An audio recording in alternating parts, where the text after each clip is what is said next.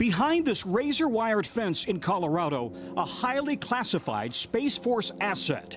Under heavy armed guard, this 18-wheeler packed with high-value satellite comms is one of several mobile command centers poised to roll out in the event of a doomsday attack that would target U.S. military satellite control. If you need to, how fast can you move these trucks out? The specific timelines are classified, but what I can say is a matter of hours. Thank you. Line up. At the main Space Force Satellite Ops Center, our cameras were the first ever let inside. Line down.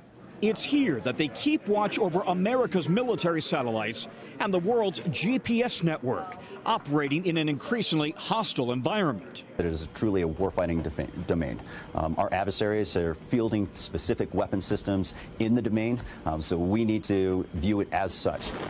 The Pentagon says Russia and China are the chief adversaries.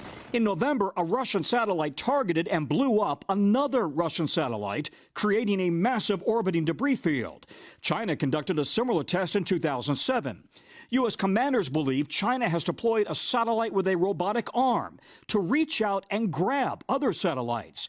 And Russia has nesting satellites loaded with offensive weapons. And liftoff. The head of Space Force says U.S. commercial and military satellites are routinely harassed. Whether it's jamming or harmful interference in the RF spectrum, laser dazzling, cyber attacks, cyber probing and cyber attacks. Those attacks monitored 24/7 in this classified command center.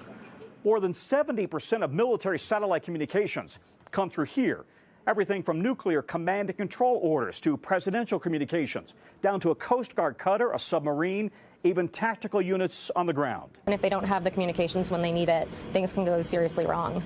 As the Navy has sailors, the new Space Force has guardians, many with engineering degrees and now training for the new battlefield. The concern, the Pentagon says China is now outpacing the U.S. in launches and modernizing its own space capabilities, building a remote robotic post on the far side of the moon, invisible to U.S. satellites. If we don't start accelerating our development and delivery capabilities, they will exceed it. Commanders here worry Beijing and Moscow could one day deploy offensive military weapons in the space between the moon and Earth, an area called cislunar. We don't want there to be a war in space. We want all of humanity to continue to use all the benefits of space for all of our good. But if others choose to start a war there, we'll be ready. And you believe the threat is growing exponentially and by the day? Absolutely, and that goes without question. We've seen the public testing of China and Russia. Tom, it's fascinating and a little bit disturbing. How much worry is there about the militarization of space, especially given Space Force's budget will soon rival NASA's? The generals that we talk to are worried. They say, listen, this is the reality that we're living in every single day with aggressive action by Russia and China. And they believe China could overtake the U.S. in space capabilities in less than 8 years. Thanks for watching our YouTube channel. Follow today's top stories and breaking news by downloading the NBC News app.